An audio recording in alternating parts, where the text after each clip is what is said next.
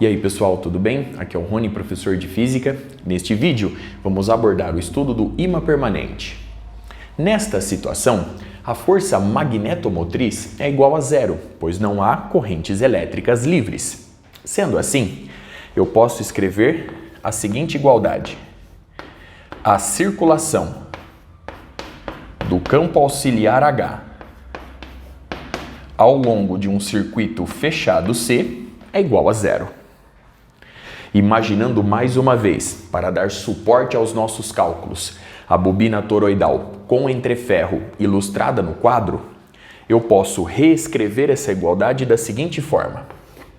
A integral de linha ao longo do caminho C1, observe o quadro, do produto escalar do vetor H1 pelo vetor dl1 mais a integral de linha ao longo do caminho C0 do produto escalar do vetor H0 pelo vetor dl0 é igual a zero.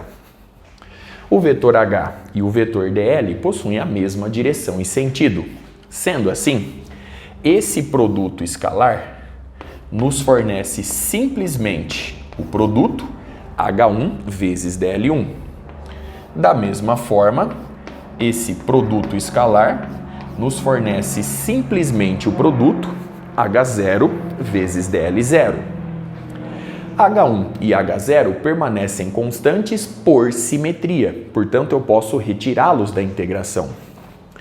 Com isso, a gente obtém a seguinte igualdade. H1 que multiplica a integral ao longo do caminho C1 de dl1. Essa integral nos fornece o comprimento médio L1 mais H0 vezes a integral ao longo do caminho C0 de dl0. Essa integral nos fornece simplesmente o comprimento médio L0. E esta soma é igual a zero. A partir dela, vemos que a intensidade do campo auxiliar H na região interior à bobina toroidal é igual a menos L0 sobre L1 vezes a intensidade do campo auxiliar H na região do entreferro. Analisando a expressão obtida, vemos que o campo auxiliar H possui orientação oposta quando você compara a região no interior da bobina toroidal com a região do entreferro. Já o campo magnético B possui a mesma orientação dentro e fora da bobina toroidal, pois conforme vimos em vídeos anteriores, a linha de campo magnético é fechada. Você pode dizer ainda que a componente normal do campo magnético B é contínua.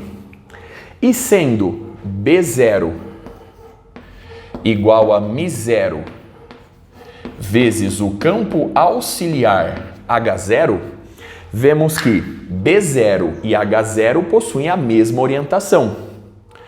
Como B0 e B1 possuem a mesma orientação, eu posso afirmar que B1 possui orientação oposta ao campo auxiliar H1. Vamos agora reunir todas essas informações para que a gente possa construir as linhas de força do campo magnético B e as linhas de força do campo auxiliar H. Então vamos lá. Dando sequência, observe as figuras apresentadas no quadro obtidas a partir dos resultados anteriores.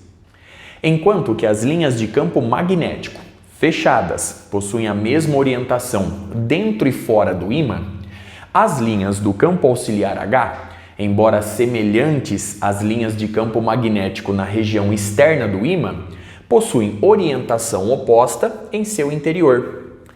É por isso que o campo auxiliar H é chamado de campo desmagnetizante.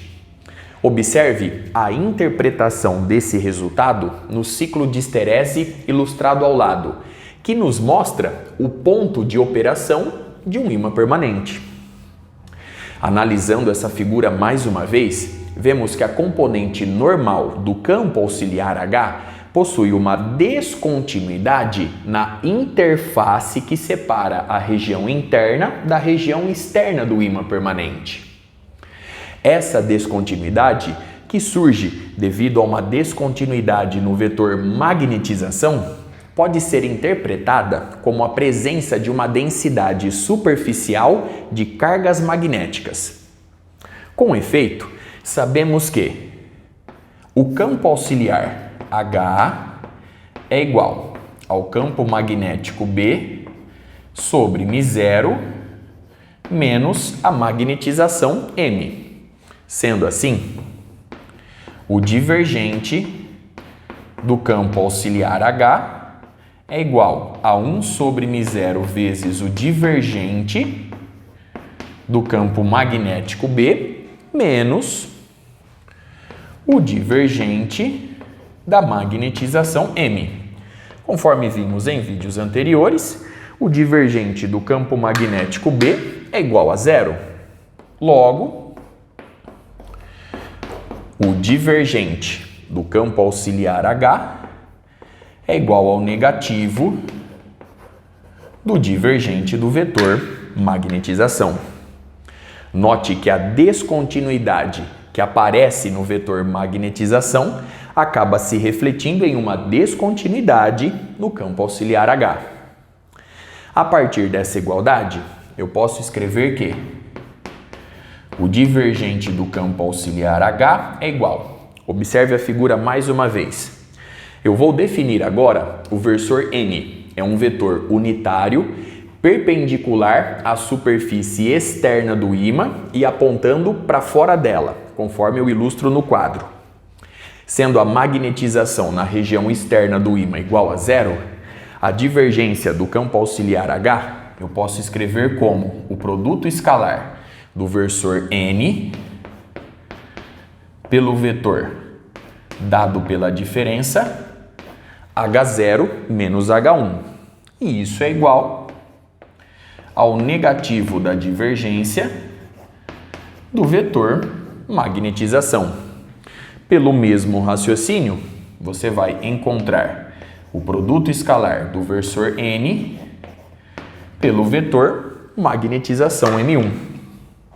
Observe que essa igualdade pode ser interpretada como a presença de uma densidade superficial de cargas magnéticas como fontes do campo auxiliar H.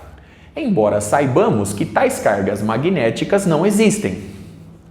Como o vetor magnetização possui aproximadamente a mesma orientação nos polos do ímã, e sabendo que o versor N possui orientação oposta nos polos, as cargas de magnetização possuem sinais contrários, correspondendo à presença dos polos norte e sul do ímã permanente.